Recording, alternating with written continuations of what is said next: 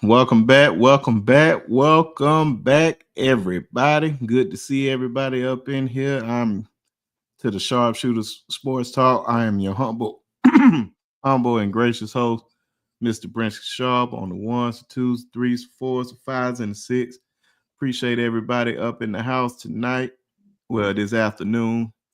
Man, we ain't gonna be in here too long today, man. Just some topics that we wanted to talk about uh, just to end the weekend. Good to see everybody up in here. But before we get started, y'all already know, hit the like and subscribe button before you start commenting and all that good stuff. And you already know I got my guy, my dog, former Alabama A&M running back and alum, my brother from another, Coach Sean. Much love to my broski B Sharp. Much love to the skeegi veterans around here. Much love to the chat. And Chris Carter's a damn hater, just like Trevor Pennell said. My brother Trevor Pennell. What the hell wrong with Chris, man? Yeah, because I want to talk about something else that he did, man. That was really foul too. So we definitely gonna start there. But shout out to everybody up in here. Nick, what's going on? What's going on? Good to see you. DSGB, what's going on? 84. But and his cousin DSGB. We got 84 and the original up in here. DSGBs. We got my mother-in-law up in here. What's going on? What's going on? Who else we got in here? Dwight. Up in there. What's going on, brother? Latoya, what's going on? If y'all see them moderator hooks on you, man, I just realized I could have been did this a long time ago. So best believe it'd be by a few more you guys' names. So don't get discouraged. Trust me. Lenitra, you'll definitely be one of them. Good to see you. Glad you up in here. Joe Edwards, what's going on? What's going on? Oh, is that I got Larry Large up in this thing, man. Good to see you, brother. Good to see you. Eric D, what was your brother's name, bro? When was he at A&M? For sure. Yeah. Oh man, the chat might be moving fast because it's going. Oh no, Dwight, what's going on? Eric D, talking about he said his brother graduated from there. What year was he up there? Yeah, please let us know, man. I want to know. Let us know it all, man. Appreciate everybody coming on in here. Who else up in here? Ephraim, what's going on? Set it off up in this mother trucker. You already know. Set it off. Tear the club up. Tear it up. just not my clubs that I like going to, but the other ones tear it up. But yeah, man. Tristan, what's going on? The mayor of T-Town. Good to see you, brother. Man, everybody up in here, like I said, make sure you hit that like and subscribe button. Tell a friend to tell a friend. We online. We're gonna get some other brothers up here when they come in. But of course, man, we're gonna start with Chris Carter and Chad Johnson. Man, I just stumbled across this like yesterday afternoon, or was it not yesterday afternoon? It was like probably like early Saturday morning,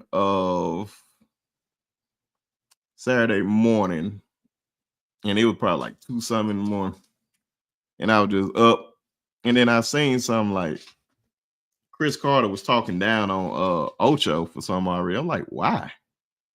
And then once you realize what it was, bro, it was just like him and Ocho were just talking mess to Travis. They, you know how normal trash are, like, oh man, I would have locked you. Oh, I would have did this to you. Yeah. And I don't know why he said he was taking it so serious. I don't know why the old heads just think that they was good like that back in the day when they really wasn't like that. I'm like, Chris Carter, you dope. You nice like that. You one of the all-time greats.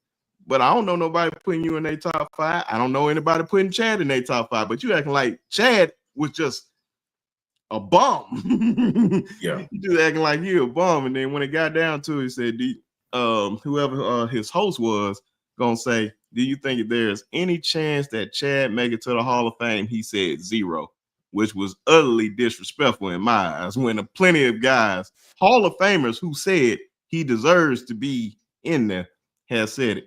But Coach Sean, I would really love to hear your thoughts on this. Man, Chris, I think Chris is looking for sound bites. You know what I'm saying? Shout to KJ. KJ, what up with your little homie? KJ, what's going on? Do your thing down there, UNA, bro. Eric D. That's about 2 decades after me, bro. He down there in Vegas right now, man, with the Kappa man. Good old Kappa brothers. Yeah, bro. You know what I'm saying? That's good business. AMU to him, though, for sure. I don't know why Chris even went so hard like that. That wasn't even a situation where he had to go hard like that. He could have just, it's almost like he had something against Cuz. I don't know what was up with that. He really went hard on Chad for no reason. And if you were being honest, I'm not dissing Chris Carter, but if you really being honest and know your football, Chris was more like sort of like a possession type receiver. And when I say that, what I mean is by possession is 1st and 10, he gonna catch the ball, get you 13 yards, another first down, and fall down. 2nd and 6, he gonna get the first down and fall down. Every once in a while, he catch something over the middle, you know what I mean, for about 30 yards. You know, Chris was a great receiver, a lot of opportunities. But if you look at him compared to who else, he played with Moss. Go look at what Moss stats is as far as average yards per catch. I would be willing to bet Chris Carter's ain't about 14, 15, something like that. You know what I'm saying? If you look at all-time career average yards per catch, I bet you it's less than 16, 15, something like that. So he wasn't like this explosive guy. He was more like a possession type guy. Yeah. You know what I'm saying? So I don't see why he hating on Chad, man. Chad in his heyday was very explosive. You know what I'm saying? And Chad really did this when the NFL was not a passing league like that. You know what I'm saying? If you put Chad in one of these super passing type leagues today, Chad would, to get a lot of targets, Chad would fit in with the best of them, man. Chad played on the Cincinnati Bengals offense that at that time had a dope running back, one of the best at that time. Yeah, so it's like, I don't know what's wrong with Chris. I think Chris has went full podcast guy, so he has to say something ridiculous and spark it up to make everybody watch. But to go that hard on Chad, I thought was unnecessary, and that's just how I feel about it. Yeah, man, it was definitely totally unnecessary because I really, like, once you find out the reason why he went off the way he did, it was just like, why are you doing this? And I wish Ocho and them was, I hope they get on Nightcap very, very soon because they was on they on vacation. They taking a little break from Nightcap, but it's been a little minute. So hopefully they come back on this week. And I know Shetton definitely gonna ask him that question. Yeah. And I know that like Ocho ain't a negative type person. So when they do talk about it, he's going to go in on it. Like, man, like, you're talking to me like I'm just like some bum or something, like some scrub on the street. Facts, man. And I just don't understand it, man. And like you said, Asante Samuel said the same thing. Like he wasn't calling Chris Carter like no bum. Right. He said, man, like you was a possession guy. And then when you really, really think about it. Who said that again? Asante Samuel. Okay, he played in the league. Yeah. I mean, it's the truth. I say the same thing. I'm like, when you think about it, I'm like, I don't remember Chris Carter like just like he got his yards. We understand the records that he had and all that up to that point. Like he was 3rd all time, I think, in touchdowns, I think yards and receptions by the time he retired. Nobody's knocking that. No. But only thing we're saying is that he was a possession receiver. He was a damn good one. That's why he was in the Hall of Fame. And they damn sure messed around. They should have put him first ballot. I still get mad about that. But like, bro, you don't need to shit on nobody. Yeah. I just hated that, man. I thought it was like super lame. So yeah, man. It was just really weird to me, man, when I seen that. Do you ever remember? No disrespect to Chris, but do you ever remember Chris catching an 80-yard bomb going, or catching a 10-yard slant, taking it to the house? You know And what I'm I'll be saying? fair, and I would be fair with that too. And I watched a lot of NFL, but I would at least be fair to Chris. Chris mainly prime years was when I was super young. So Yeah. when Moss got there, I was probably like, so that was 98. I was 7, and of course, I think everybody in our neighborhood had a Randy Moss jersey. Now that Randy Moss is my time. So, but all the stuff I have ever seen of Chris Carter, I don't remember Chris Carter doing anything like that.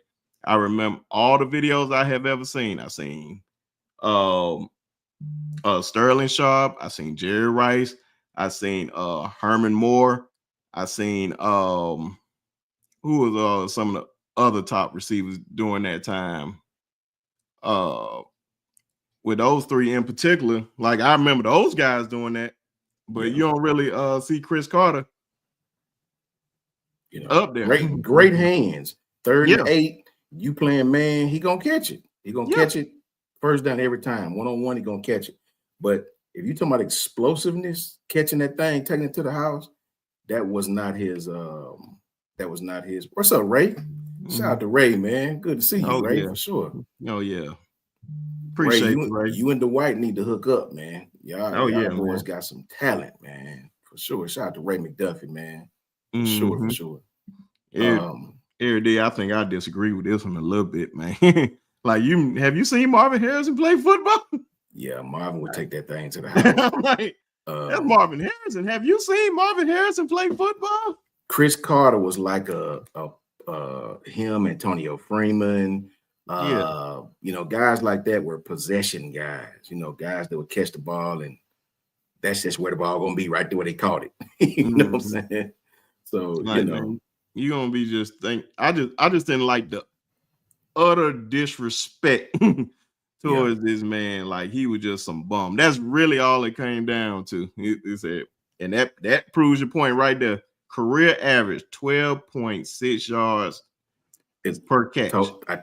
I told you, you can't never. And I was guessing. I don't ever remember Chris Carter catching the ball. I'm gonna tell you who else a present day possession receiver. Y'all know Keenan Allen. Possession receiver. Keenan don't have a lot of huge runs like that. Catch the ball, that's where he's gonna be, right there. He gonna catch it when you throw it to it. Don't get it wrong, Cooper Kupp. They're gonna catch the ball wherever. But if you're looking for them to take it to the house 80 yards. Oh, he talking about hands. Okay. Oh, yeah. He got some of the best hands. My bad. Oh, yeah. Oh, yeah, man. I believe Chris Carter is like Chris Carter, DeAndre Hopkins, Odell Beckham.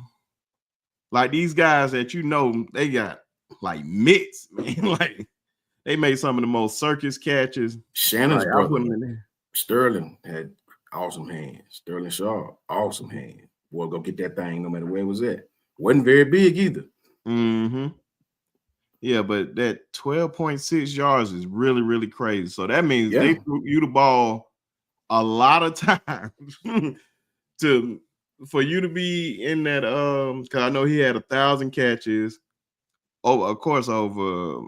I don't know his career average. I know it's over. I don't know like the end number, but I know he has over 1,000 catches. I know he has over 10,000 plus yards, and I know he has over 100 touchdowns. Now I know that, and that's why I said I don't want to get none of this confused. Chris Carter is a dog because it's gonna be somebody that take it the wrong way. So smooth. Chris Carter is a dog. Susan. What's going on, Miss Susan? What's going on? Toya, nature. Yeah, man. But said Keenan McCardell. I don't know about that. Now you tripping. Like, come on now. We see this what I'm saying. Now we got to be real now. Come on now.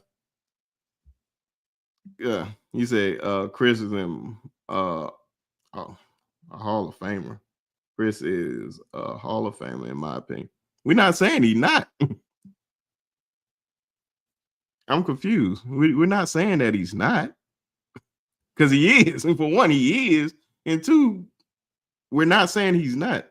Yeah, facts. But yeah, present day possession guys. What's my man from San Francisco? Ayuk. Ayuk. Nah, is he? You think Ayuk is one? I bet if you look up his average per catch, I bet it's not very high. Man. I only because I could think of one particular play, but dang. Yeah. Look up but yeah, that's crazy.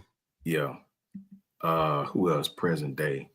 Believe it or not, Tyler Lockett. Tyler Lockett, he early in his career. Oh yeah, Tyler Lockett. Yeah. He was taken to the house, but here in the last couple of years, they use him as a possession receiver. Catch the ball right there. He's all reliable though. I give him that. Facts. What's up, Jay Mims? Jay Mims, what's going on, brother? Isaac Bruce. I say I agree with that. Late in his career, I think late in his career when they got Torrey Holt, yeah, he was more possession. But early in his career, that rascal go get that thing. Shoot, man, the last touchdown in the Super Bowl, man. Prime is up. You said Torrey Holt? Oh boy, you need to watch some. Them are my years, man. Them are my years prime time watching these guys. No, Torrey Holt definitely wasn't no possession receiver. And I hope you're talking about hands wise. That's what I'm hoping that you're talking about. He definitely not possession. Like I said, I wouldn't consider Ayuk possession. He would take one to that. Remember, just because you're a possession receiver don't mean you can't take it to the house. It's how they use you, right? They don't use him on a lot of 9 routes. That was always the other dude in the tight end. They use him as a possession receiver in their offense. That's a fact. Man, I'm gonna have to get back to you on that, man. I don't know about that, man. I guarantee if I look up some of their best highlights, these dudes are doing some crazy stuff. And Torrey Holt's fingers prove that the way they going every which way. And I'm gonna ask you that since I'm talking about the hand thing, Coach Sean. If your hand was like turned the other way, like that, would you get it fixed? Or can you get it fixed? I'm not sure. Man, I don't know, bro. I know you seen Booker McFarland's finger? That's what I'm saying. I think I get that fixed, bro. Yeah, if you could. That's wild. Oh yeah, I got up in this thing, man. Jason, our brother from Hall of Fame college football, Mr. Jason Watkins. Appreciate you stepping on in here, man. If you want to hop up, man, let us know. Yeah, I gave y'all love, Jason.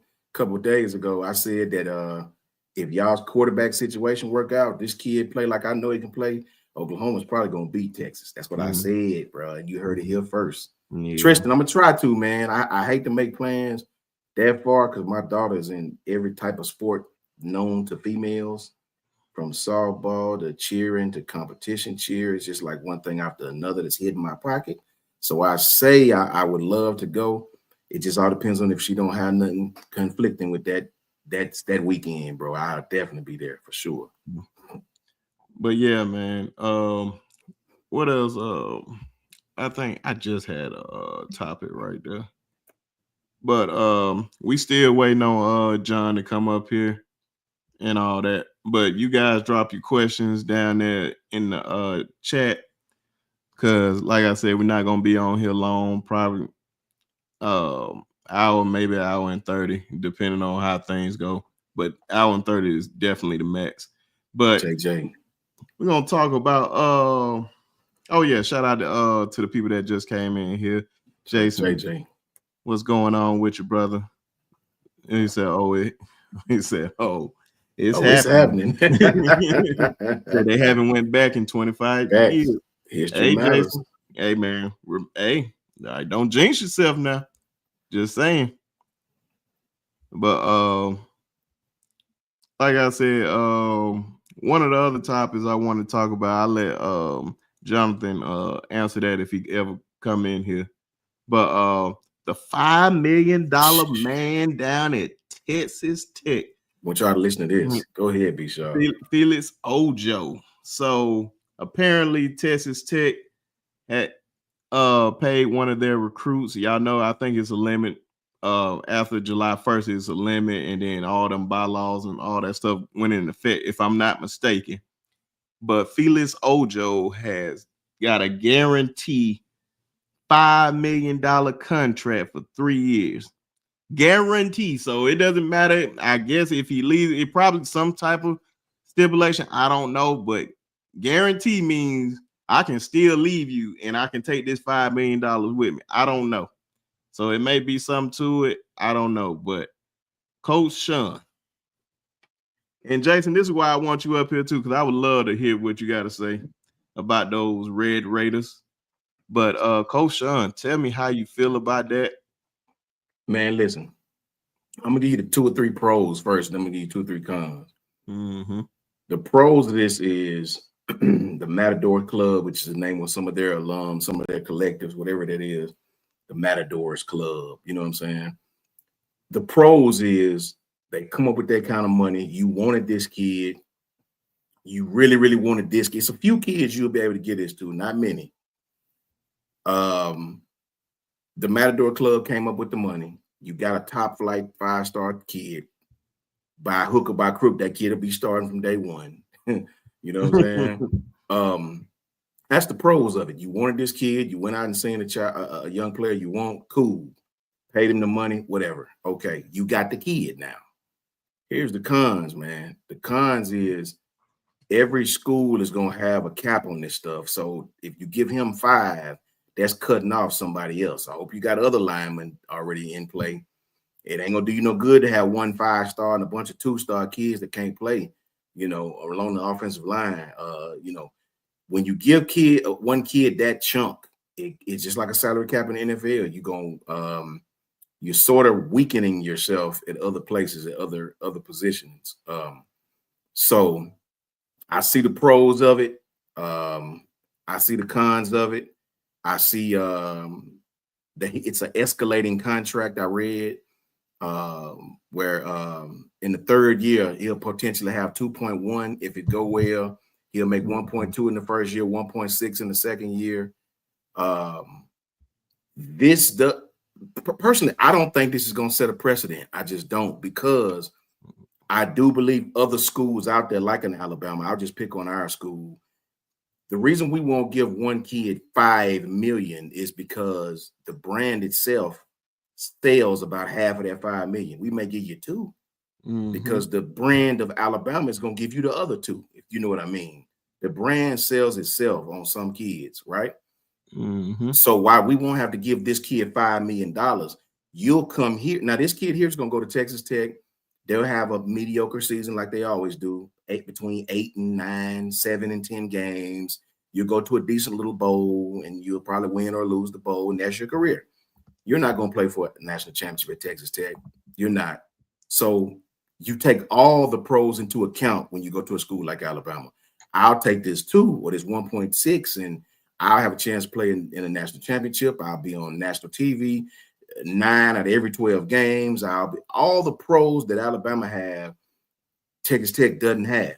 You know what I'm saying? So I guess this kid had to hop both feet in the pool, take the $5 million.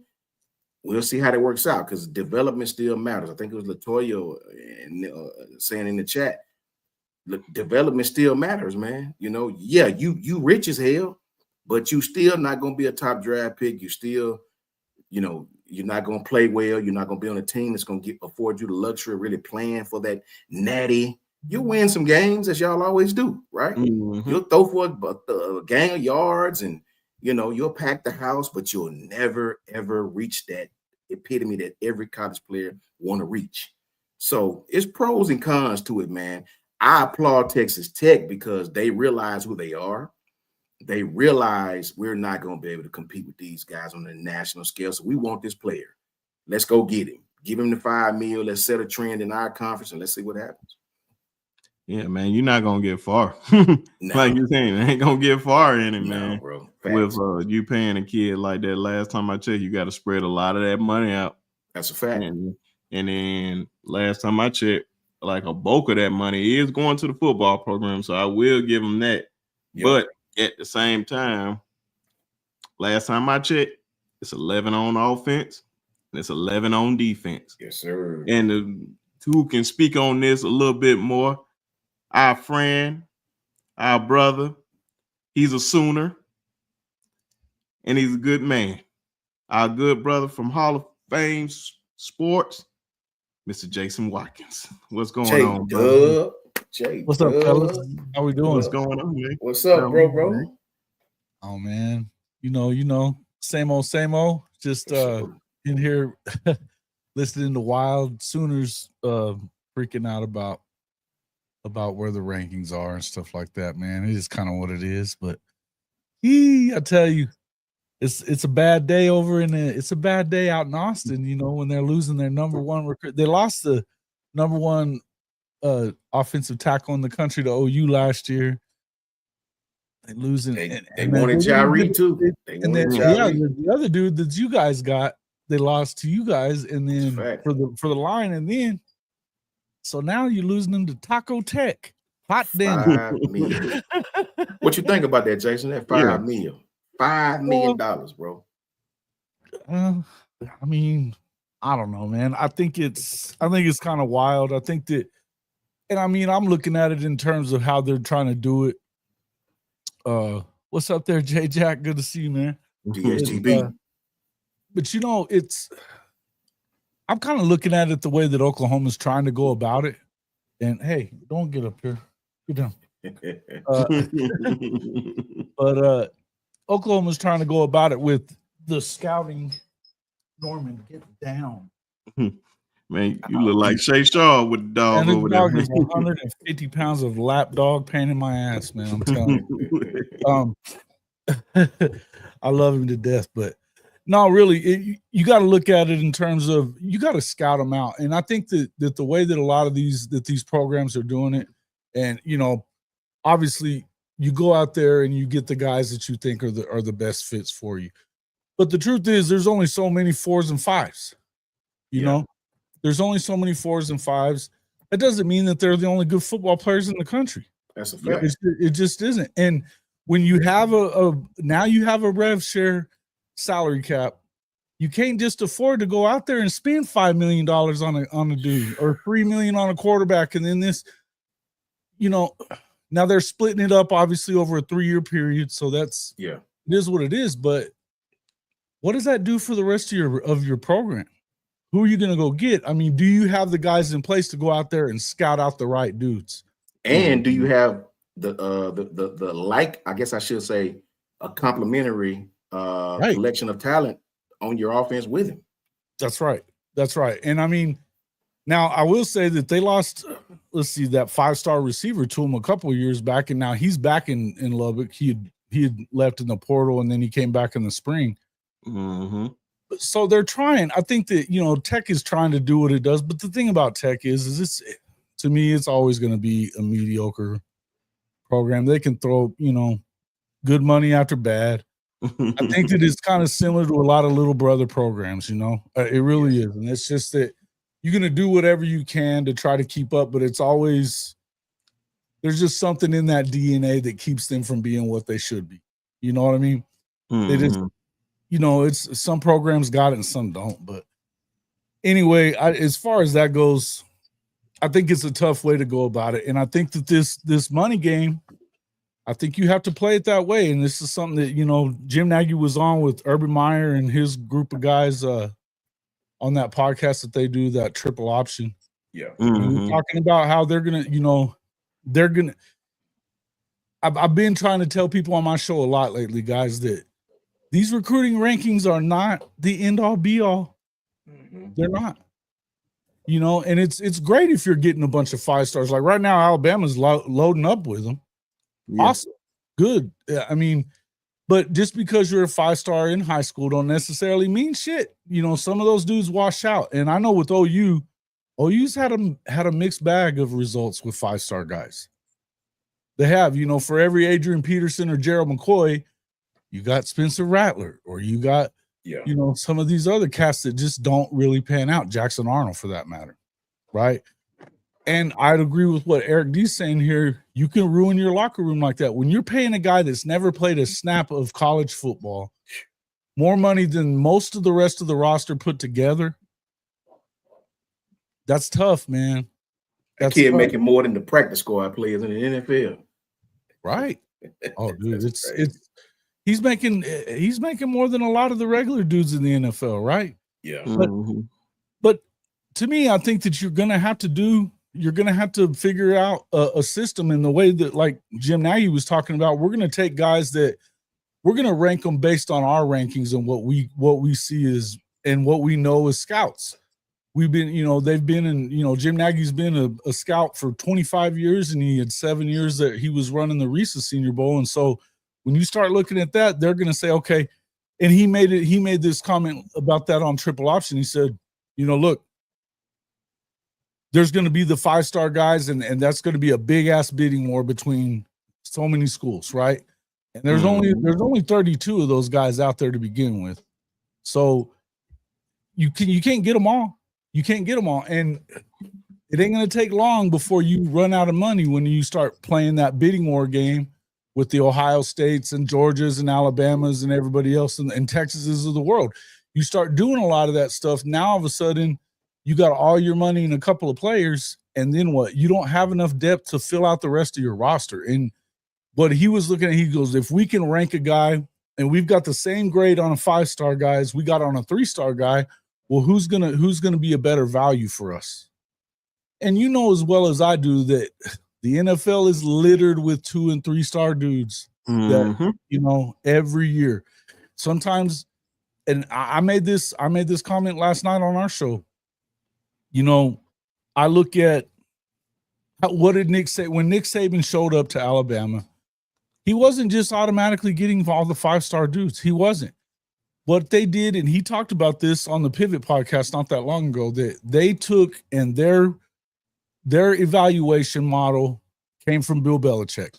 And it's what they used the whole time that he was at LSU and everywhere else, that they were going after a certain body type, a certain kind of kid, certain, all the every little, they got to check all these boxes for them to be an Alabama kid, right?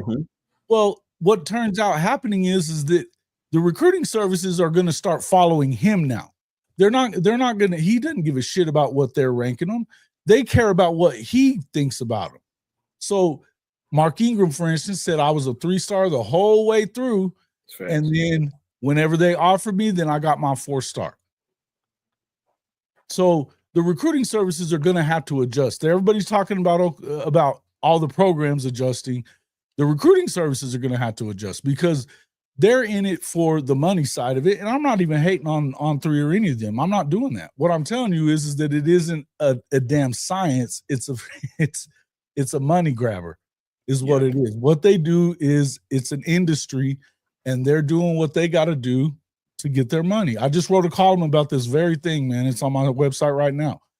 And the way I look at it is, you've got a lot of Oklahoma fans that are freaking the hell out that some of these guys that we had them targeted at a certain number, but then Rutgers goes and triples the price or doubles the price on them when they go to Rutgers. And then another guy, same thing with Wisconsin. They're like, why are we losing guys to Wisconsin and Rutgers? Well, because Wisconsin and Rutgers are in a different situation than Oklahoma is. Yeah. That's why. And Oklahoma State is in a different situation than Oklahoma's in. Yep. They have to go do this. They have to go do this because they don't have a roster that can win today, and no prospects for winning tomorrow either. You've got to find a way to do it without having to pay all that money. So, long story short, do I think Texas Tech did themselves any favors? Probably not. But that's just how Texas Tech is. I'll tell you this. You also have to look at Alabama. Yeah, they got the couple 5-star kids, but they also got London Fletcher, 3-star kids that film jump off the rack. Zay Hall, they just picked up, middle linebacker, 230-pound linebacker who just don't camp. Kid hadn't camped nowhere. Kid is better than some of your 4-star kids. Look at Parker Brailsford. Go look it up at 24/7. This kid was 3-star coming out of high school. Cole Adams, Isaiah Faga.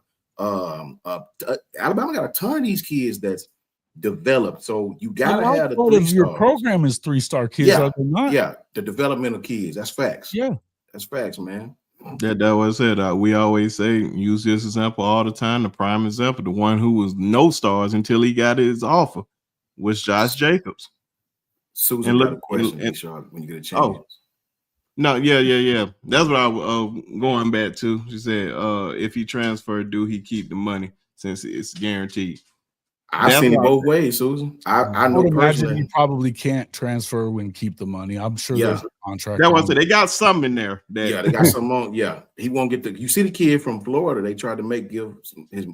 I forgot the situation. I forgot the kid's name. Was it Rashada? Oh, Rashada, Jaden Rashada. Yeah, man. So you got to put those stipulations in now. As this NIL thing and this money stuff get older, evolves and all that, and finally they're starting to put something around it.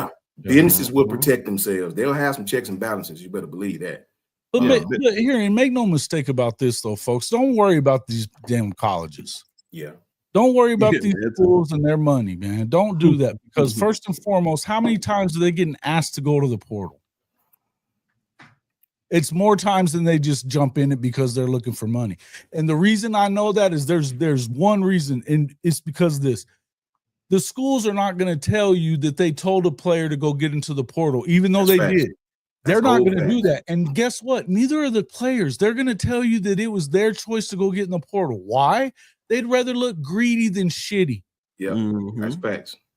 That's whole facts. We talked about that, man. People don't understand. A lot of these times it's the school that tell you we don't need you no more. You know, I mean, real stuff. That is real talk right there. Coach Sean, think about this. The coaches in the NCAA and all this, they're talking about all these damn things that are, it's power. It's all about power. They want to grab the power back from the players that they think they've lost. We talk about Nico Iamaleava. Don't give me that Nico bullshit, because, damn it, Tennessee started all that shit. Yeah. They're the ones that were flying his ass all over the country. Trying to sue the NCAA. Oh, yeah, sued the NCAA after he got there because they were about to hammer their ass for the way they recruited him and how they got him in there. And then whenever he goes back and does things the way they taught him to do damn business, then they're bitching about it, and they're, no, we're going to go ahead and let him go. Yeah, okay. That he crossed your line of all people? Come on, man. Yeah, that's facts. It's wild. And believe me, if the NCAA and these coaches and everybody else really wanted there to be long-term contracts, they wouldn't sign them to one-year fucking deals so they could keep flexibility on their roster. And I know that personally. That scholarship, I talked about this before. They'll give you a 4-year scholarship. Negative. They'll attrition your ass if you think you can't play. That's what they call it, attrition. You know what I mean? You may get to keep your scholarship for school, but you don't get to play ball no more. Facts. 100 billion%. People don't know that. That is the truth, brother. Yeah, yes, I heard a guy that evaluate players.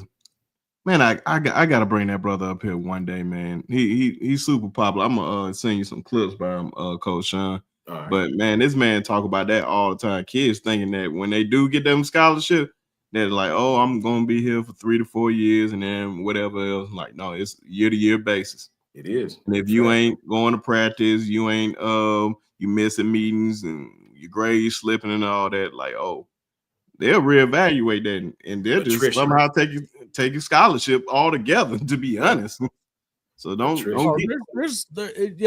feel sorry for any program. Don't. Yeah. I know that we're taught to love the name on the front, not the name on the back. I understand all that, but if it wasn't for the names on the back, the name on the front wouldn't be worth nothing either. Don't forget that, man. Facts. Real. I love it. I love it. The players are they're the ones generating all this damn cash. They deserve their part of it. Hey, man, and shout out to Ojo. I mean, good for him getting his money. Oh, yeah, no. If you can negotiate it, then well. Yeah. I'm not mad at nobody ever getting no money. If you can negotiate, like, how's he worth this much or how's he worth that? Hey, yo, man, this is America. You're worth whatever the hell somebody is willing to pay you. Exactly. Facts. That is big facts right there. That is the number one thing. I don't love any of this stuff. That I think that the clearinghouse thing they're talking about with the NIL deal. Good luck with that. Wait till the first time that they nix one of those NIL deals and that shit goes right back to court and they slap the shit out of it, just like they have everything else that the NCAA's tried to get, and getting in the way. It's just crazy, man. I think he's at Georgia. He was at Georgia, Toya. Yeah, Sacramento State. Okay, he must have left Georgia. I know. Was it last year? Jaden Rashada. Yeah, he went. Yeah, so He's with the go-go coach, right? The go-go offense guy. He went from UNLV out to Sac State. He's been bringing. Wasn't he at Georgia at one point in time? Yeah, last season. Okay, I know I seen him. Yeah, they got a big NIL. Apparently, they got some loot at Sac State too. So something's up there. Yeah. It's a lot of kids keeping their eye on, and they trying to move up to the D1. He about as bad as TJ Finley, bro. Like, bro, you've been in every school, knowing the It's just like sometimes, bro, it ain't the school, it's just you. Yeah. Just like you keep getting in relationships. Oh, everybody is this, everybody is that. The common denominator is you. I can't even imagine that, bro. Man. The thing about Rashada, though, I feel bad for the kid because he had his money. He had 10 million guaranteed from Miami. Florida lures him away for 12, then screws him out of it right before signing day, by the way, which is messed up the way that they pulled that stuff, because then now, they had guaranteed you that money. You lose a contract. They're going to pay him. Believe that Florida will have to pay that. Yeah. Somebody going to pay the guy. And rightfully so. Now, should you bounce? I don't know, man. You send these kids into all this stuff that's going on, and you start realizing that these kids, they're getting exploited. They've always been getting exploited, man. I've been covering college sports for 20 years, man, and I've watched these kids get blamed for all this shit, that it was the adults in the room that were doing it. You sound like Coach Sean. Man, I'm telling you, Coach Sean, I'm with you on all that, man. If you I don't understand. Let me tell you this. Even in what these coaches have to say, because they're all full of shit, man. Even at the HBCU level, right? Yep. You have these walkthroughs they pay you to do that they're not supposed to pay you. You know what I'm saying? Well, there's these car lot commercials that they do selling cars. Oh, you got to go out there and wear your little shirt. Hey, Trapreneur, and them still do it. The football team got to go down here to South Park or to the mall and all of these different things they use you that they wasn't supposed to pay you for. That scholarship, and I got mine right there on the wall, right there. Yep. It's the same thing today that it did in 2099. It's just outside of a few snacks they can give legally now. You know what I'm saying? Same paper. It's just the embroidery look a little different depending on whatever school you go to. Bro, tell them about telling you 100% facts, bro. Nowhere in the scholarship did it say I got to go help Jason's car lot sell some cars or Brinsky's tree shop grow some trees. It don't say that, bro. Tell them about what you normally be talking about, like how they used to have the players like on signs and stuff like that to promote them. Bro, look, these people will sell your face, your image. Oh yeah, you know what I'm saying, on all sorts of memorabilia type thing. You don't even know damn thing about it. Yeah, facts. Oh, I'm on a shirt. Guess what? You don't even know that dude. You don't even know him, but he's selling your shirt, getting paid, and you can't do nothing about it. Bro, so, and this has been going on forever. Since years and years and years. Yeah. No, well, think about it. Yeah. I mean, look at all the times that you go right into the Alabama bookstore and buy a damn jersey of any one of them players you want to. That's a fact. And they don't have no say so up until nothing. No, there ain't a dent. Well, now finally. Yeah, now you can. Facts. It's part of it. That's like the Fab Five documentary, man. That's true. It's true. You see your jersey hanging in the window. Ain't nothing. And these guys make them. They showed the revenue from Michigan in '89, and then when those boys put on campus, they couldn't go out and get something to eat, bro. They couldn't even do that. It's wild to me, man. Coach, it's wild. Everybody getting millions, and they sitting up in there eating Roman noodle. And I'm a product of that. My mother worked 2 jobs, bro. You know what I'm saying? My scholarship, thank God, I paid for my tuition, my books. But hell, once the cafeteria closed at 6, Trapreneur, and then once the cafeteria, you on your damn own, every man for itself. You know what I'm saying? Some of my teammates. Hopefully, you come from a family that can send you money. Facts. My teammates, he got $4,000-5,000 in his bank account. Bank account? What is that? Send me $20 in a wrapped up piece of paper in the mail every week if you did it. But what you're talking about, Eric D says it's called capitalism. But what Coach Sean's talking about is not capitalism. That's appropriating somebody's damn name and image and all that other stuff without their permission. Yep. and making money off of it, like you're there endorsing it. You don't have to give them $1. Yep. Come on, man. That's not the way And things here's should the be, reason, Jason. ever. They will tell you this. Well, you got your scholarship.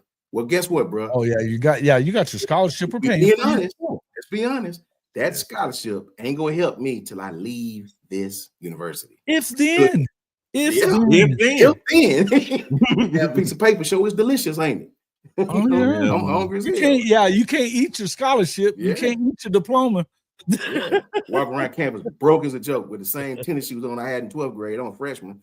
I can't buy new shoes. I see all my teammates, well, most of them, they decked out, they fresh to death. But you got my jersey up there in the bookstore. Everybody buying it. I have $12 in my pocket. And the dude selling the jersey won't even speak to your ass. Won't even say hello to you. It's crazy, bro. That's not fair, bro. No. Our brother that just stepped up in here, Coach Carl, and I know you got something to say about this conversation too, man. This one heating up. This one is definitely heating up, and I wanted it to go this way. What happened? To go a deep dive It's on the truth. It's the truth, man. Coach Carl, what do you have to say about this? Man, woo, the way Coach Sean getting at it, man, it's hurtful, man. I mean, it's hurtful.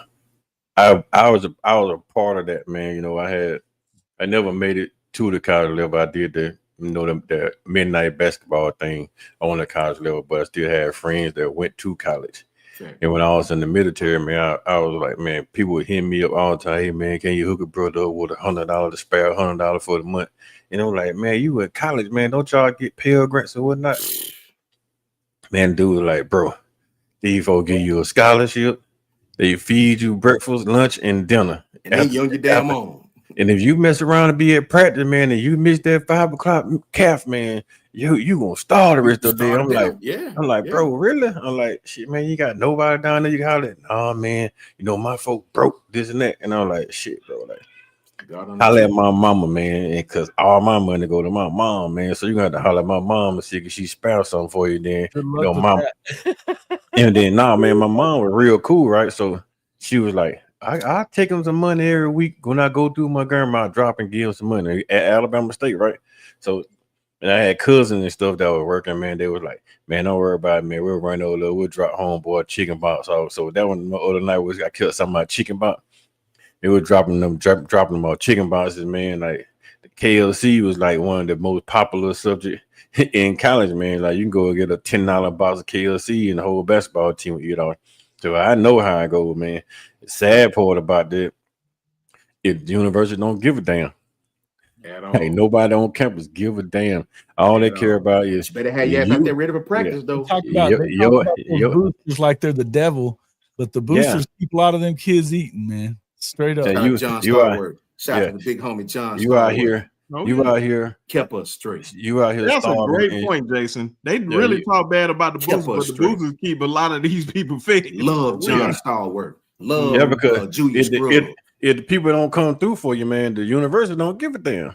That calf closed at 5. If you ain't there at 5, they not holding the cafeteria open and let the whole basketball team is coming to the cafeteria.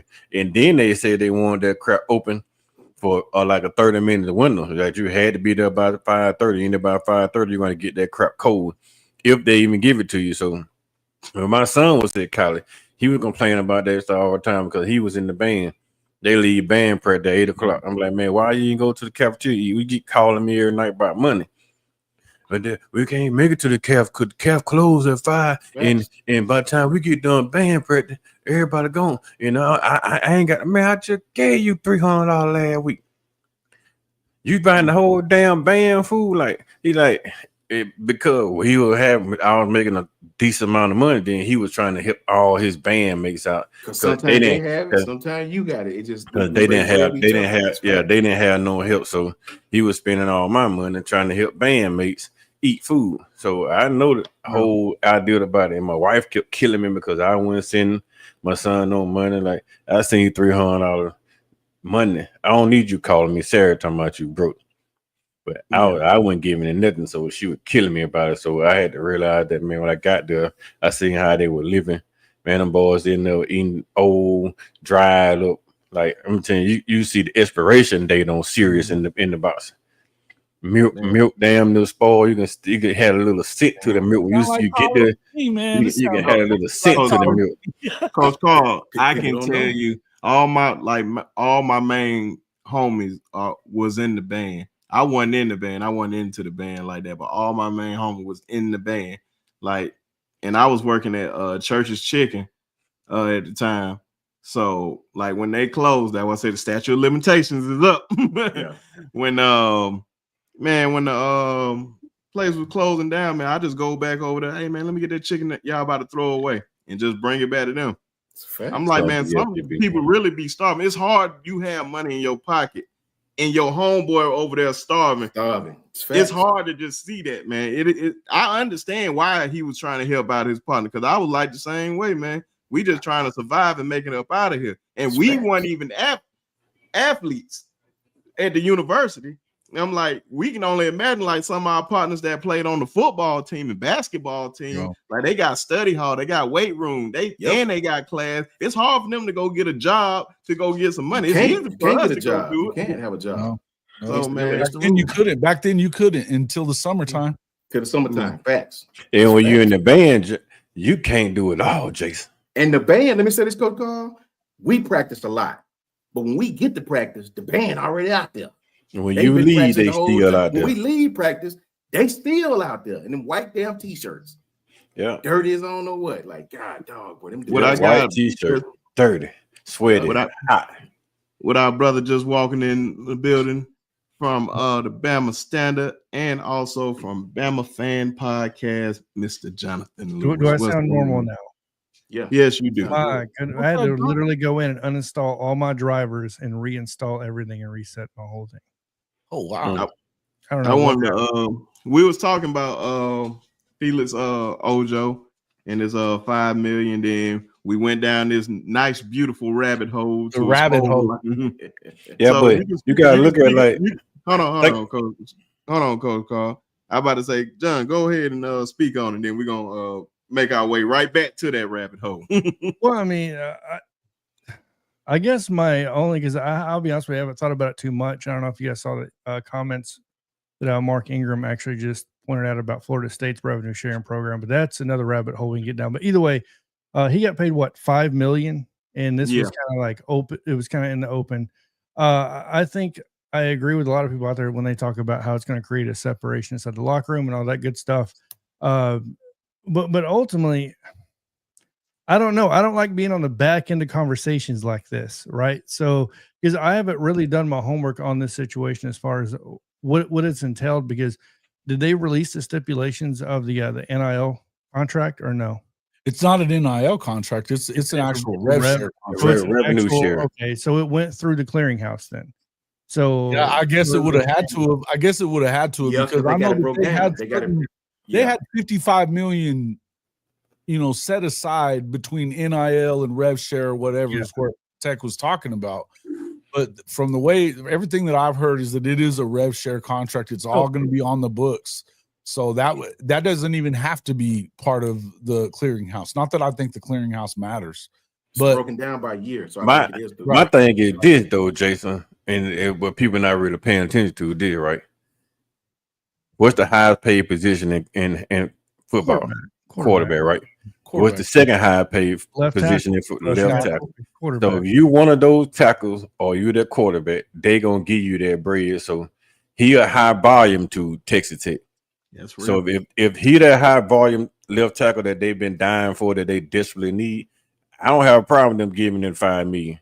I just have a problem with the fact that the rest of the kids gonna have some type of way, some type of say so about it, right? Absolutely. And if he don't perform, how that gonna trickle down to the rest of the people? Now when you do try to get one of 5-star quarterbacks, a lot of those other recruits at them camps have been whipping his ass lately. Yeah, so I don't know how good he is. And that's what people saying on Twitter. Because that's what you're seeing. Now they saying that you a $5 million man, so we're gonna come at your ass with everything we got to and try to embarrass that $5 million man. Even when these quarterbacks, like you go in and get a quarterback $3 million, somebody gonna try to embarrass his ass in these camps. I heard Teddy Lehman talking about that shit before. He said you get a freshman come in back when we were playing. I promise you that we'd have been talking shit to him all day, every day, coming at his ass 100, a million ways from Sunday. You ain't shit, all this other stuff. And that's separating your locker room up. Now, this is why I feel like you have to look at, look, I think there's certain guys that you just got to understand that these dudes are the highest ranked guys. In order for us to get them in here and for us to all win, you're going to have to go and get them. I think that especially applies at Taco Tech. Especially applies. But let me take the other side of it. The quarterback has always got more than everybody else, whatever it is. The quarterback has always got more publicity like that.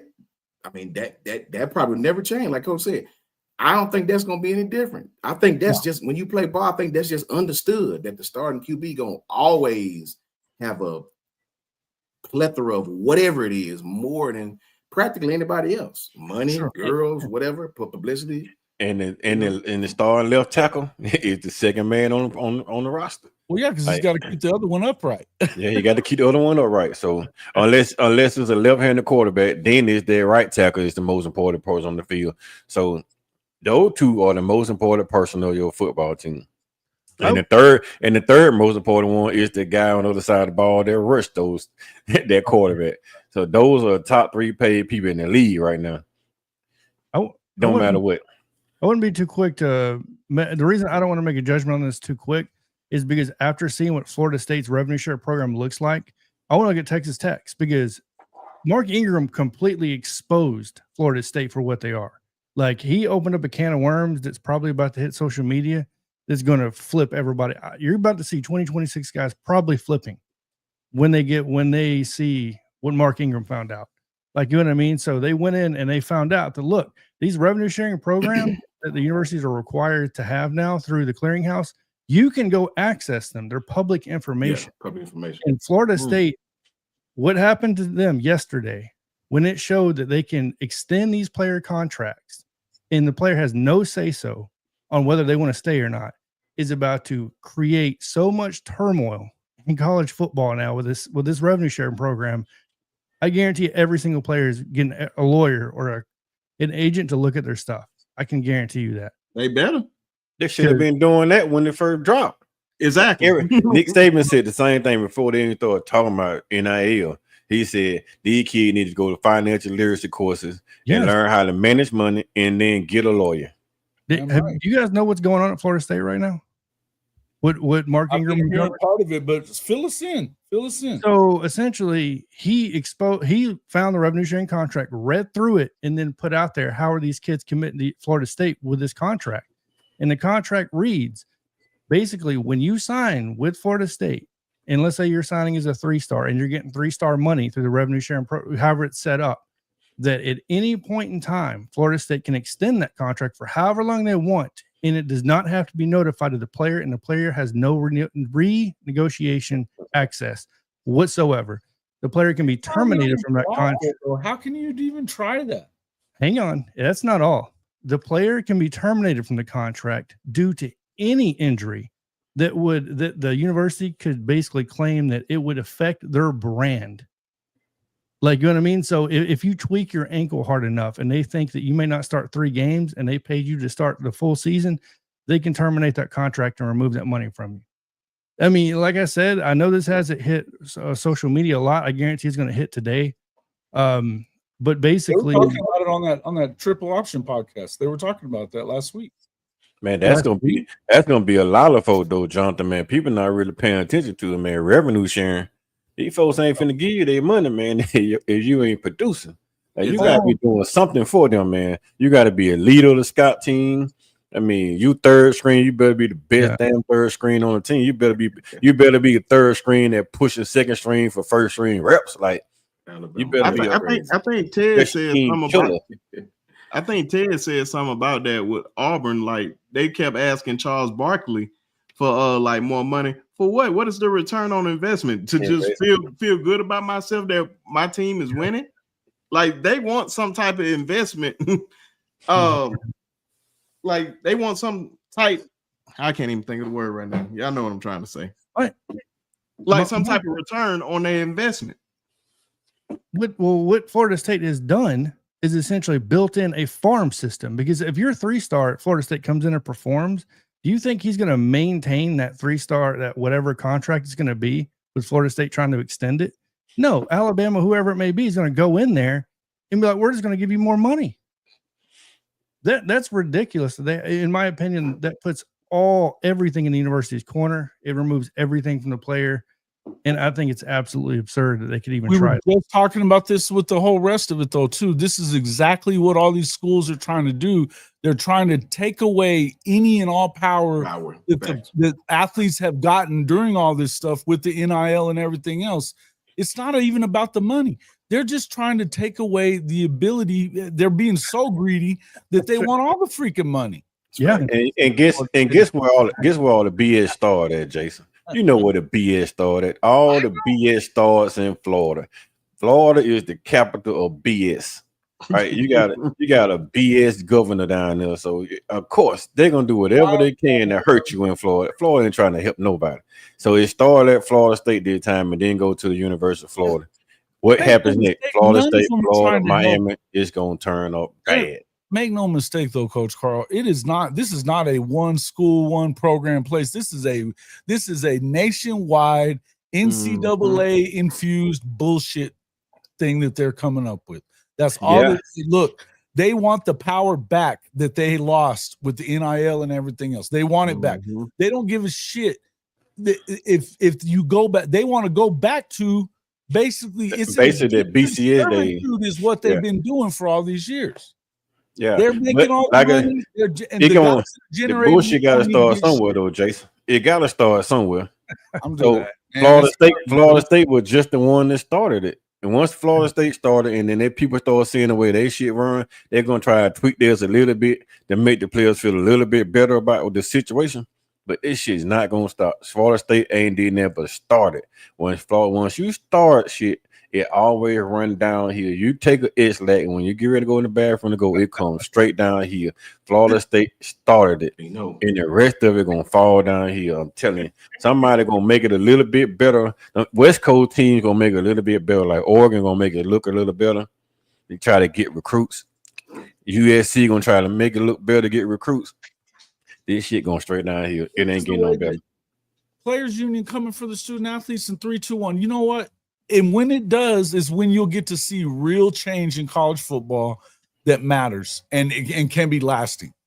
CBA, because everything they're doing right now that doesn't require any input from the players or anything like that. You're just asking for lawsuit after lawsuit after lawsuit after lawsuit. They like the drama, man. The NCAA love drama. Period. They love drama. For me, I'm gonna always, because I would be really being fake up here if I mean, I'll tell you the truth, but I'll always side with the athlete. Now I know my college experience was different than a kid who played at Alabama's college experience. Their hood is our best dorms, even though we got some lavish stuff for HBCU. Facts. Well, yeah, it's different. It's different, right? Yeah. If you know Alabama A&M University, you know our stuff is better than most. You know what I mean? Oh, HBCU. It's I put our dorms in field against any HBCU. Our stuff is better than most. I would dare argue that we have the third best stadium in the state behind Alabama and Auburn. You know what I mean? I seen Jackson State. You're probably better than Troy and Jackson State. That's a fact. That's a fact. Yeah. So, but this is what I'll tell people, man. I'll never forget this. And listening to y'all make me think of it. I remember they had a car wash in the 90s, late 90s, early 2000s at Olive Garden here on University in Huntsville. They had a car, and we had to go out there and take pictures and put on a hot ass uniform. And school hadn't started. It was like maybe July. We was practicing. We was all back. And it was like, well, are they going to just at least feed us for coming to do this? Nope.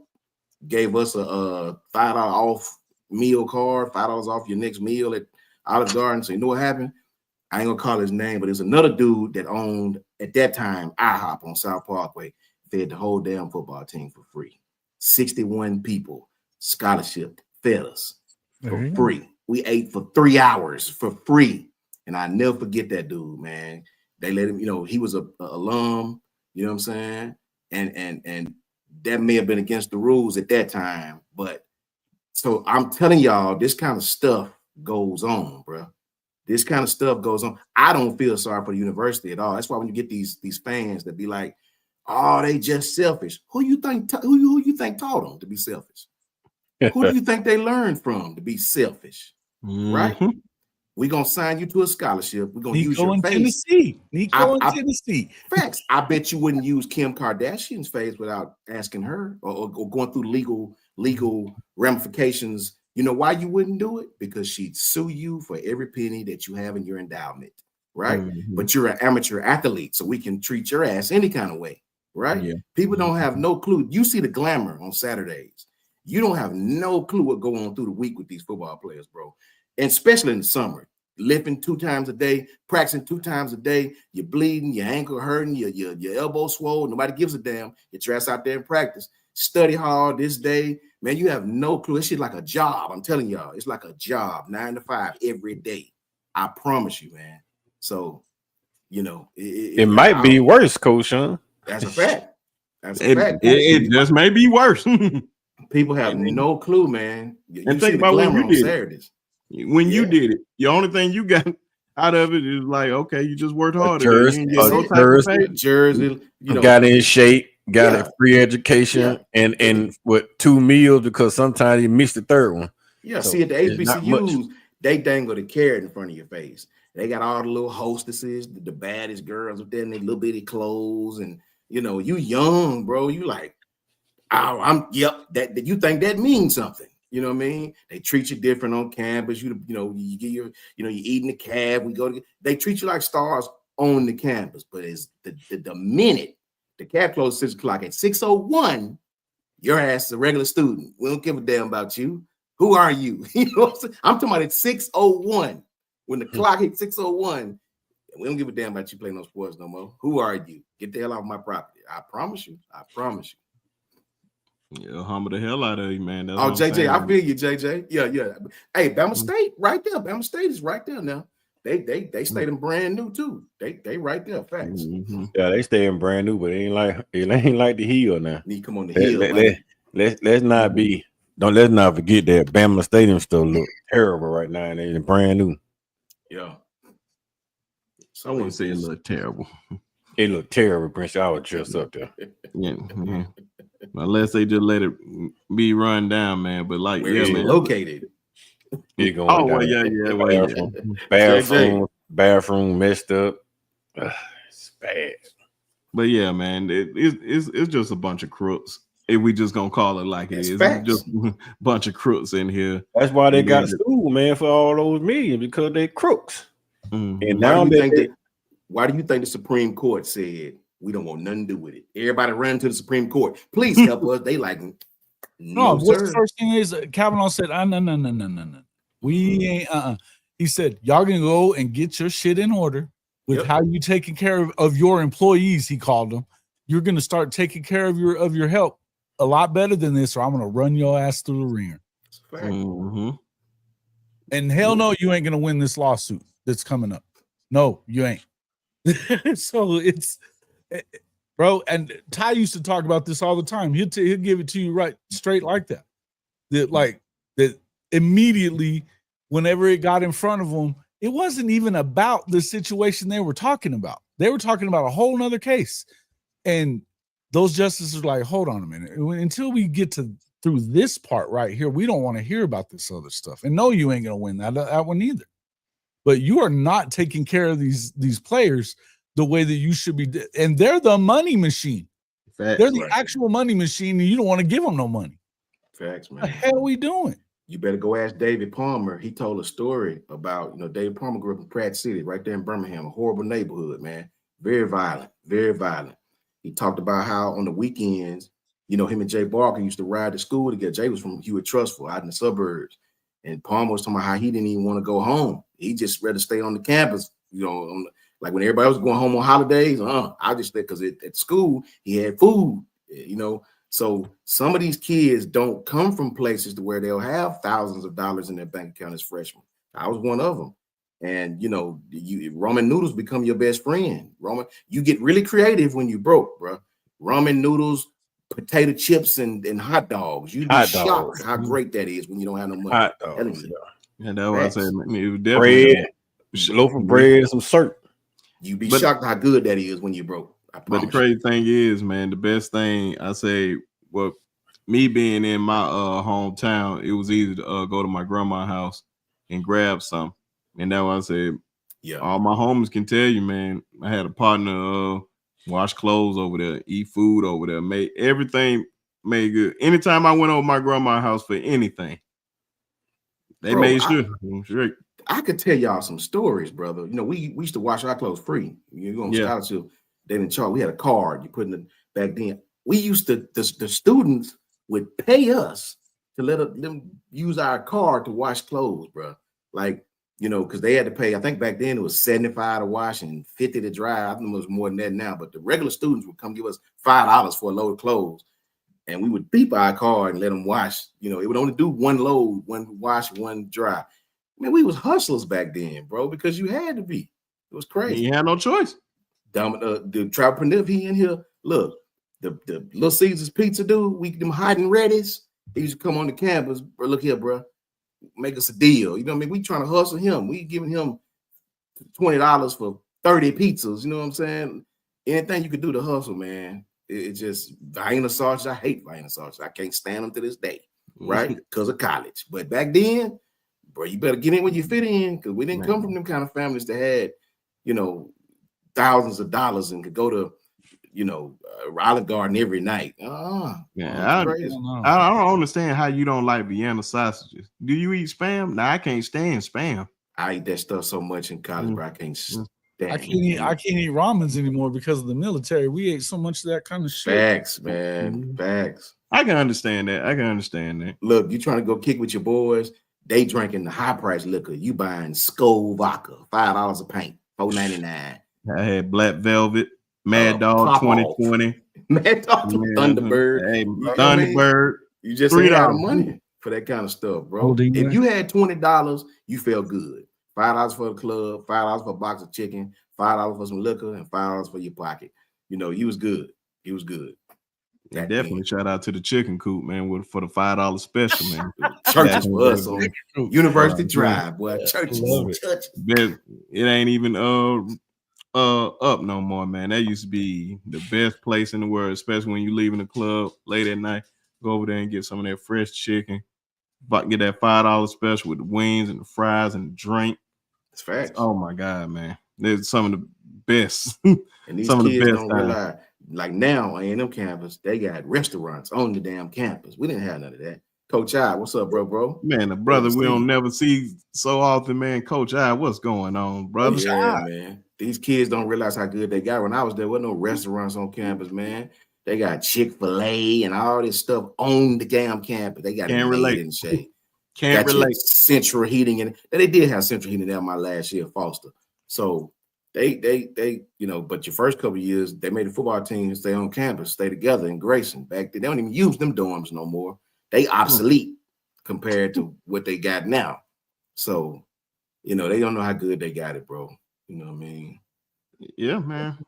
That's what I said, y'all, man. We ain't gonna be on here too much longer. That what I said. Make sure y'all send y'all questions in here. That was it. Well, it was definitely an awesome conversation. We're gonna talk a little bit more on it. But yeah, just send your questions at one time for the chicken coop. Larry know about the chicken coop in Tuskegee, man. All right. Get some of to the Pac-12. Man.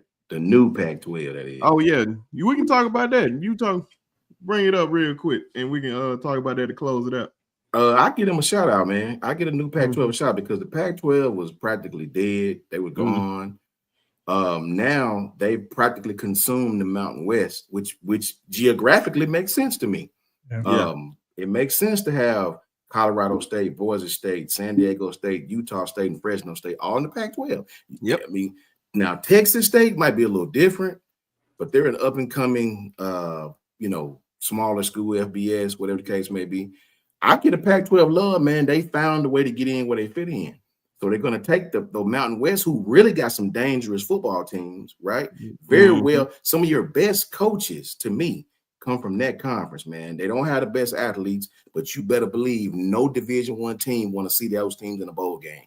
You look across to a Mountain West team, and you like, damn, we got to play them. You don't want to play those teams, man. Though Boise State, Colorado State, those teams have some great coaches in their league, believe it or not. Yeah, shout out to FBU. No, I'm saying shout out to FBU for winning the under-19 basketball competition for the U.S. By the way, they just won it. Beat Germany. Oh, okay. Turn up, man. That's what I said, man. Make sure y'all send y'all questions in. I think this would be a good one because I seen JJ put this one in there. Say, can y'all explain the Coach Freeze and Auburn AD comment about what did he say? NIL? I didn't know that. Anybody familiar what they said on that? But no.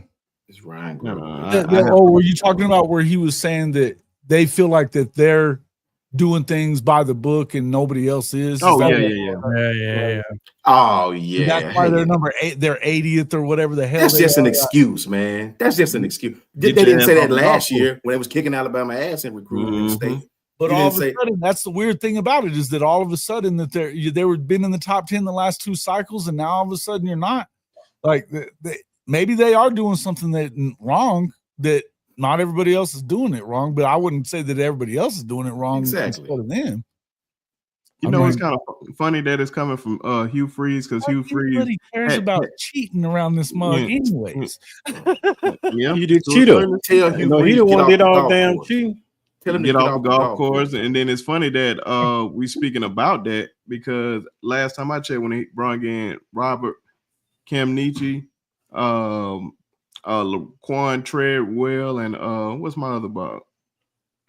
Laquan Treadwell and offensive. He played with us right now for Washington. The line, left tackle, right? Yeah, Laramie Thompson. Yeah. When he brought in that class, they found out later on that they did some illegal recruiting. Oh, so some that old nicely. That's the whole deal is crazy. Man. That's all out there for everybody. I'm gonna send you the thing, man. Like a dude did a 4-part thing. Yeah, that was he was on ESPN. Yeah, it was on. It was the facts. It's all about the bag man, dude. Yeah, there you go. You know what I'm talking about. The bag man. Oh yeah. Yeah, man. Return to the bag man. That's where we at right now. Too. Return to the bag. That's why I love messing with Hugh Freeze about the strippers.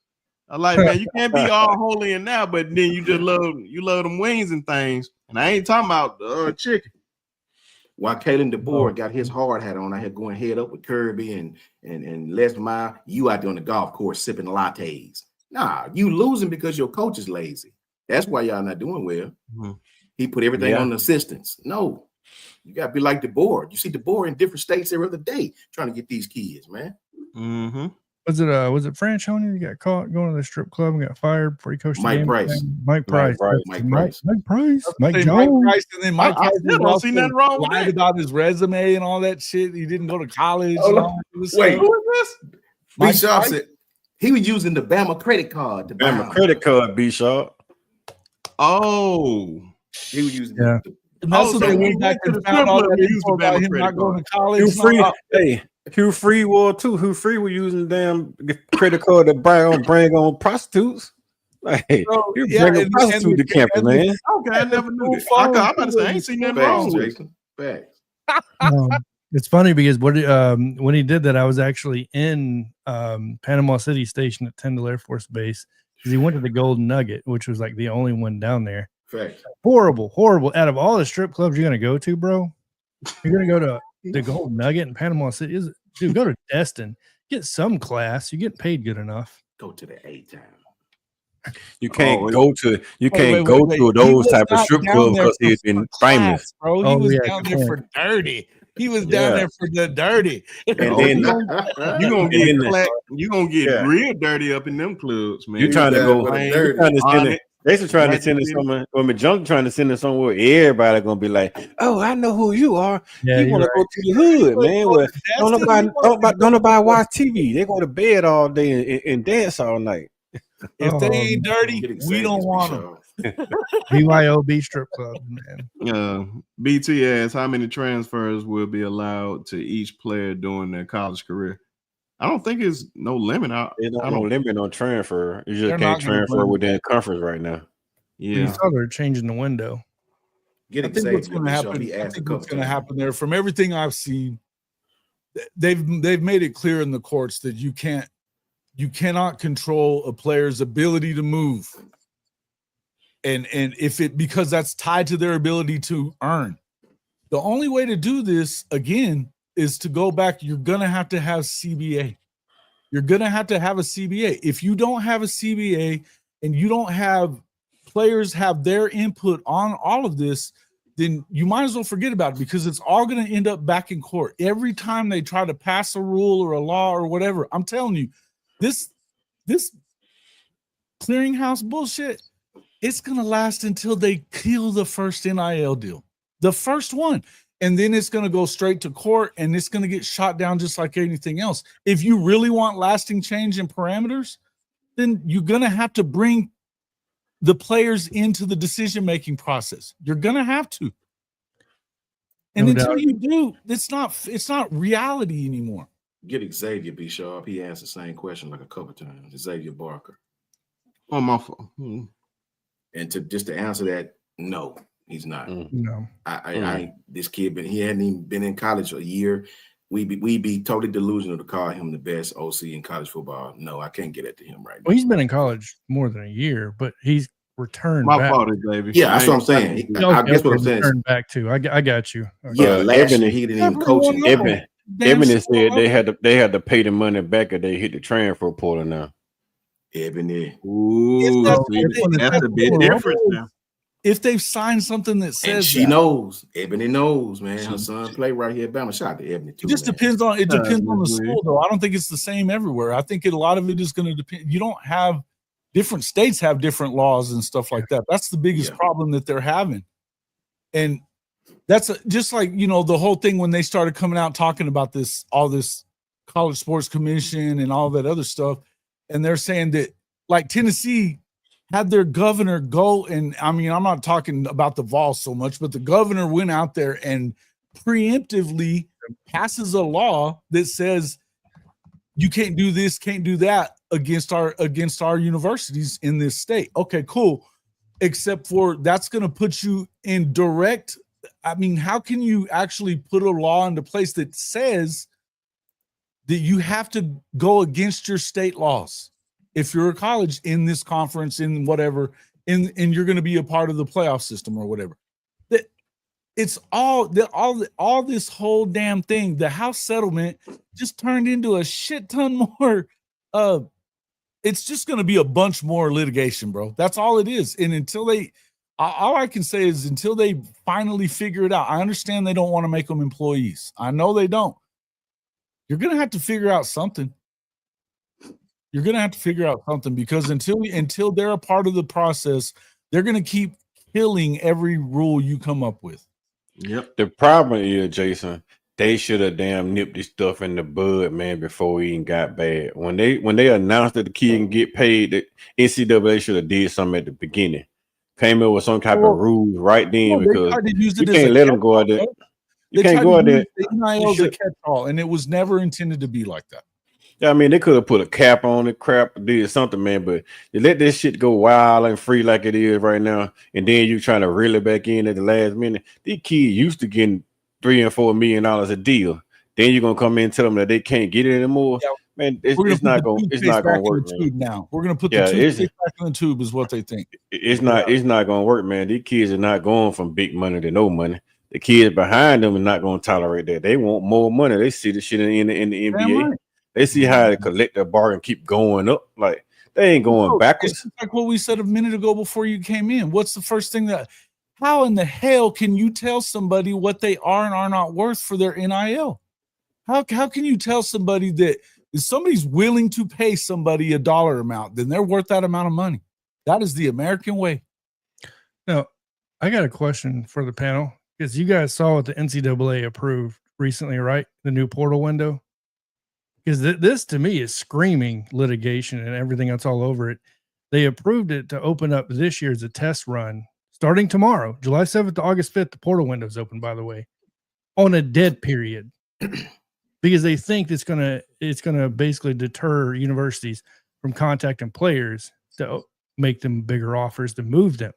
So do you think, because they're only going to have one portal window by next year, do you think it's better to have it right now after kind of the recruits are starting to get done and it's during the dead period, or after, like our GM Courtney Morgan said, right after the national championship when the dead period isn't there and you can still contact the players?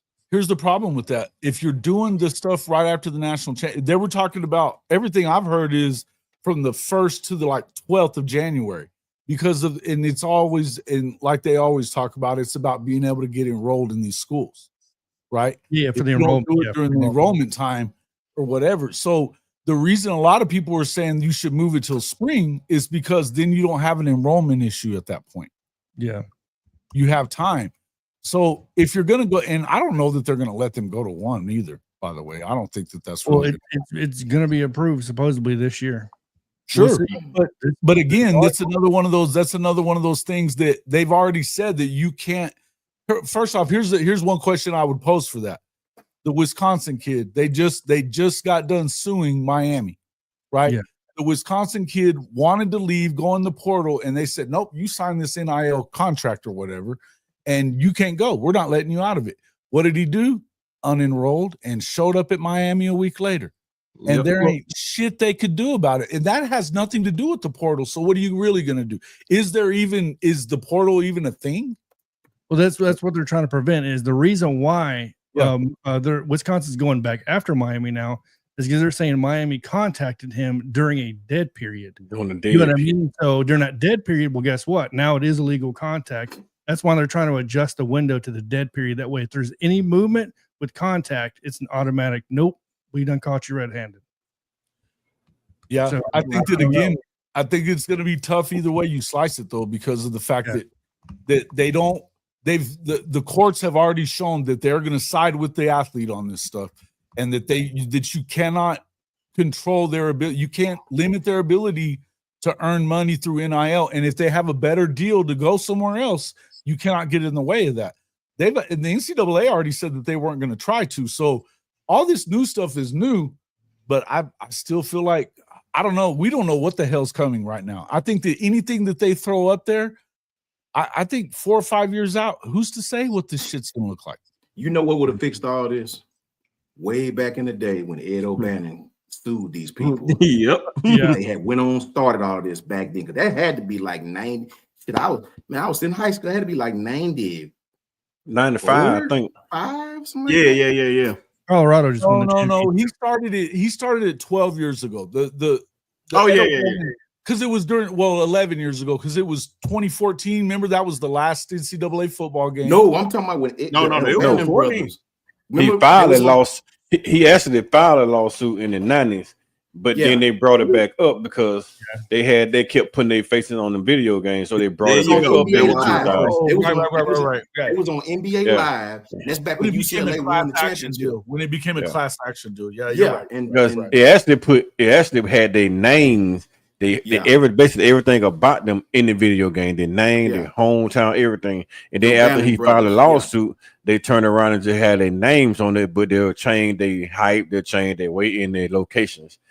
They still represent. I mean, they're using their name and their likability, but they weren't using their actual addresses and stuff like that from hometown. Try to mix it up.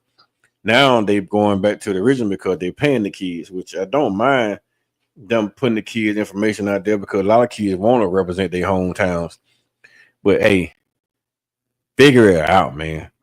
Like you said, Jason, come up with a collective bargain agreement. Get somebody to come in here and do some type of bargain agreement. Get some type of cap on this NIL deal. But these schools can't go out here and just throw away $20-30 million on the kids just to get them. Put a cap on it. You can't offer lower than this, and you can't offer more than this. Cap rev share. You can't cap NIL, man. That's your ability to earn off of yourself. It's endorsements, all that. That's not what it's been used for. You're right about that. But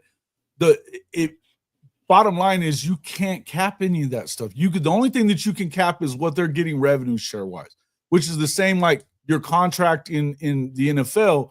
That's subject to their cap, their salary cap, right? But they can't do nothing about Patrick Mahomes going out there and getting as many endorsements as he wants and getting paid twice as much as he's getting from his salary. They can't do nothing about that. And so I don't think that's a whole nother level though. Patrick Mahomes go out there and get $1 billion contract, bro. He earned every last damn right to get it. He proved that on the field.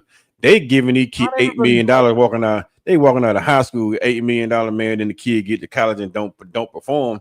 They gonna kill him.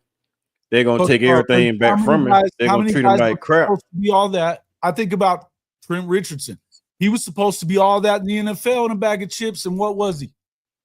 He didn't get it done there. He went blind. I'm not talking shit about him. I'm just saying guys are busts. There's guys that are busts at the NFL too. It ain't no different. So if you haven't played it down in the NFL yet, what you did in college don't really matter either. Quinn Ewers is another good example. He went to Ohio State, signed the NIL contract, right, for the trading card company on all the Ohio State cards, and then left to Texas the very next year. Hold on. Let me get Ephraim.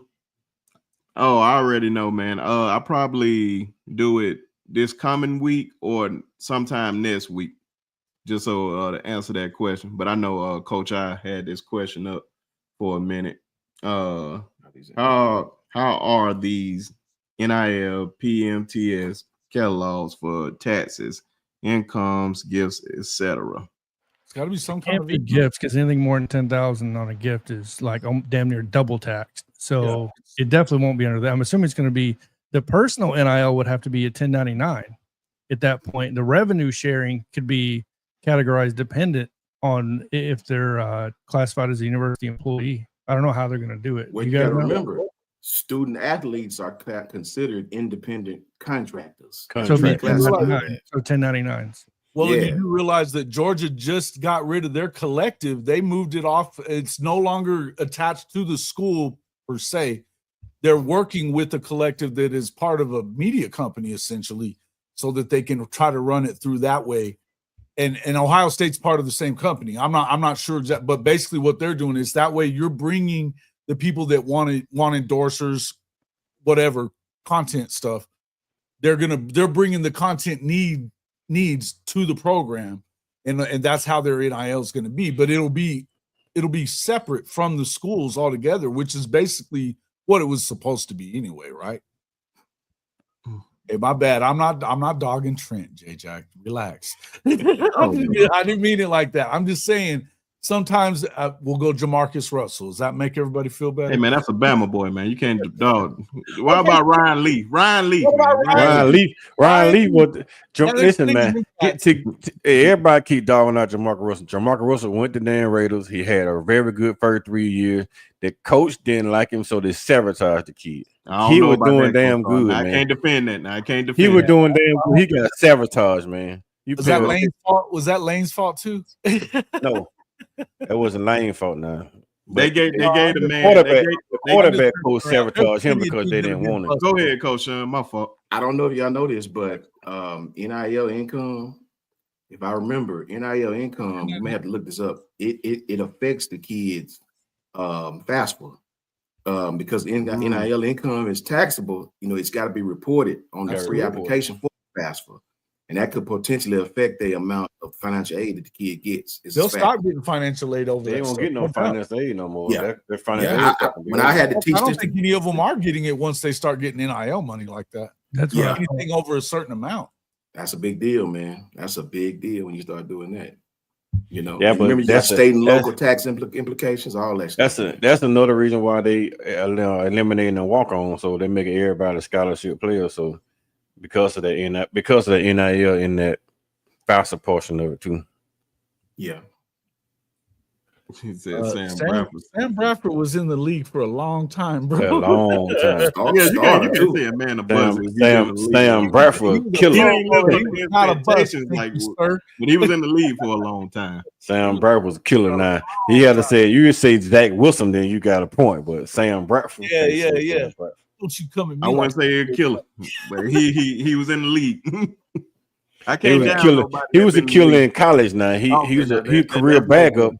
He a career backup, but hey, so I AJ take a career McCarron. But look, backup. Sam AJ McCarron. Bradford started for more than one team. He was a starter. Yeah, in the that's why I league. said I won't consider him a bust because you stay in the league that long, you ain't Somebody a bust like of it. mine. Somebody like it. Yeah.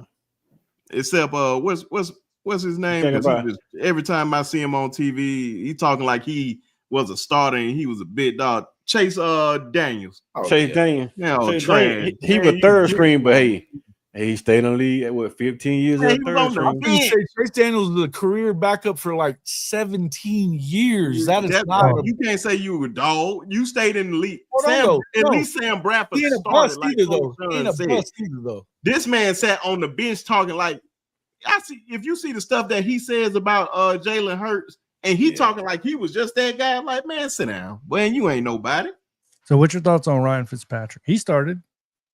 You said Ryan Fitzpatrick? Yeah, Ryan Fitzpatrick was in the league what, like 20 damn years? Ryan Fitzpatrick he been there a long time. If y'all say Chase Daniels is that man, then damn it, that means Chad Henne was good. Exactly. You know what I'm saying?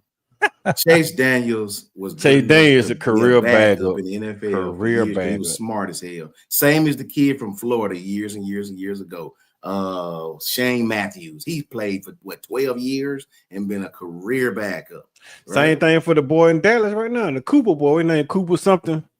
Shit, been career backup. But he's not talking like he's a starter though. That's why I said at least with Ryan Fitzpatrick shown that he can play. At least play, and he started on a lot of the teams that he went to. Chase Daniels is literally sitting on his ass the whole game, holding the clipboard, and he's talking like he's a starter. Hey, Brinsky, you got Kurt Hurstreet, man, one of the famous voices in town. Same damn thing. Come on, but Kurt didn't play in the NFL. He played, but Kurt knows the game. He know the game because he's been around all these years covering it, but. He couldn't. He never made it to the league. So how can you talk about somebody in the league? I'm gonna tell you right now, Coach Carl. There's a lot of guys that played in this league that don't know a damn thing about their own sport, and that's sad. I can name plenty of them, and a lot of them on ESPN. No shade. ESPN hire names. They don't hire brains. Hey, that's a bar right there. That's a bar right there. That is a bar. But yeah, man, I think that's everything for today. And also little announcement for Tuesday show. A good friend of the show that we mention all the time, and I mean literally all the time, will be on the show Tuesday. Our good friend Clint Lamb of the good old Alabama Crimson Tide. He will be on the show. Thank him for coming up on the show. He'll be up here talking about everything, a lot of Alabama stuff. Definitely some college football stuff that he has a better understanding that we was talking about today. We'll definitely ask him about this Felix Ojo stuff and see like how that gonna just anything, just how it's about to hit the fan from what I just read that John sent me, man. You guys got to put your nose on it. Read it. I'm telling you, I wouldn't this word. But yeah, unbelievable. We'll talk about it. But yeah, Clint Lamb will be on the show. Make sure you guys lock in 6:30 on Tuesday. More than likely, you already know you're gonna see you guys. Coach Sean up here.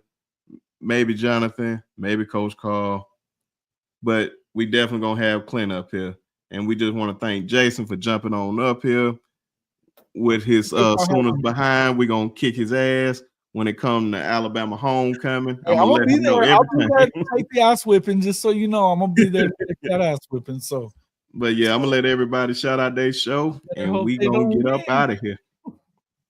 Coach I said maybe Coach I. Yeah, I'll definitely be in Tuscaloosa for that, by the way. Bama Standard Network, if you want to catch me out there for YouTube stuff. As far as that goes, TikTok, Bama Fan Podcast, same thing with X, Bama Fan Podcast. Appreciate the invite, Brensky. Sorry for getting on here late, man. Technical issues. Always good to get on here with you, Coach Carl. Jason, it's nice to see you, man. Obviously, Coach Sean here, and of course, everybody in the comment section. Piano Man, just there's too many to name at this point. Fanat, nice to see you, Coach I. By the way, Susan. I don't know if Janet was on here. Jason, pretty much all you guys. Appreciate you getting on here, creating some conversation. Man, appreciate you, Brinsky, for inviting me, man. Like Jason said, man. Well, Jonathan said, man, I'm sorry I was late, man, because I was feeling some type of way earlier, man. But you can find me on the Block Sports Talk with Coach Carl on YouTube. You can find me on Twitter /X as Coach KD Taylor. Appreciate y'all, man. Coach Sean, good to see you. Jason, it's been a while, my brother. Good to see you. Keep rocking that sooner now. Always. Thanks. Good to see you, bro. Hey, you know what I mean. Jason Watkins, Hall of Fame College Football. It's at HOF-CFB on YouTube. Be on in the morning at 10:15 Eastern Time. That's 9:15 Central. That's Tuesday, Monday, Wednesday, Friday. We do the Rise and Shine College Football. Sounds like we're going to have plenty to talk about with all this stuff that's going on. So you guys jump in, check us out over there. Appreciate you having me on, B. All you guys. It's good to see you guys. Oh yeah, man. You got a forever invite, man. You my dog, man.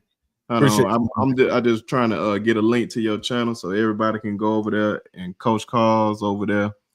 John, put your Twitter link in there real quick. I forgot to save it, and I'll throw it up here. I'll send you their private chat because I can't post it right now. Oh yeah, I know. That's what I was telling you. So I'll post it up there. Coach I said send him the invite for the next round. Facts. Oh yeah, man, Coach I, man, I've been wanting you up here, man. You know I miss you, dog. I miss our arguments talking about them Georgia Bulldogs. Hey, Coach I, when you come on, make sure I'm here so I have my powder in my hand for my pimp slap.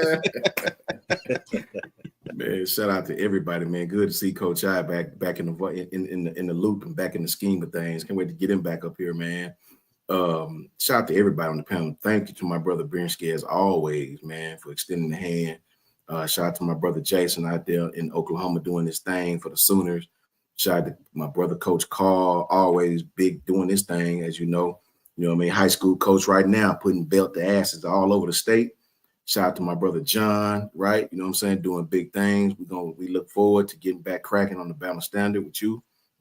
And as always, my brother Brinsky, man, like I said, thank you so very much. Look forward to Coach I being up here with us, man. Shout out to all our Wu-Tang clan, all the guys, you know, in the area. And you can definitely find me at JMHO, just my humble opinion. That's JMHO Sports Talk on YouTube and Twitter. We about to ramp the content back up. Got some weeks when I can, you know, have some time to myself, actually. So every Saturday, we're going to get it cracking at 6. And, you know, always with my brother Brinsky getting it cracking, you know, doing our thing, man. So thank you to everybody. JMHO Sports Talk on Twitter and YouTube. And everybody, he's going to be posting a lot of videos, too. I forgot. Yeah. He trying to sell himself short, but I ain't going to allow that, man. He going to, besides the live stream, so be on the lookout for, like, small videos, like some 10 to 12 minute, maybe 15, 20 minutes, depending on how long the video is. Be on the lookout for some of those videos. Like I said, appreciate everybody coming in. We're gonna definitely have Clint Lamb from Cover Crimson. I had a brain fart earlier, couldn't even think of the name, so my apologies on that. So definitely be on the lookout for the great Clint Lamb, one of our favorite Alabama insiders, on here on Tuesday. So it's definitely, we're going to talk about that. Dwight said it's 13 subs away from 1,000. So tell a friend to tell a friend. Let's get that cracking, man. We almost there. Today. Yeah. Today. What we waiting on? We'll see, man. Hopefully. Don't want to jinx it. So now let's get that today. We need to get that shit today. I'm gonna throw it out there. You guys throw it out there. Everybody in the chat, throw it out there. Yeah, tell a friend and tell a friend. Let's get it up there. And then of course we're trying to get everybody else. Growing Father, Jason, you almost at 5,000, right? I'm almost to 4,500, but I'd like to be at 5,000 by the time the season rolls selling around. yourself short again. That's why I said stop selling yourself. We shoot for the moon over here. Please try. Hey, let's get there. We're gonna make sure we get Coach Carl up there. We're gonna make sure we get Jonathan up there. Ain't nobody gonna be sold short up here. Facts. Check out that comment there. Yeah.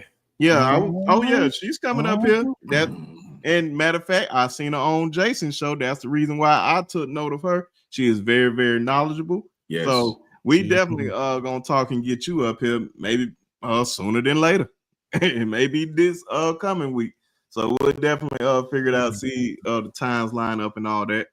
But appreciate everybody. Coach Al. I was just about to say, I got Coach Al jumped in here at the last second. Definitely appreciate it on that end. Ephraim trying to be funny said, need that deluxe 2026 ain't gonna happen. Hey.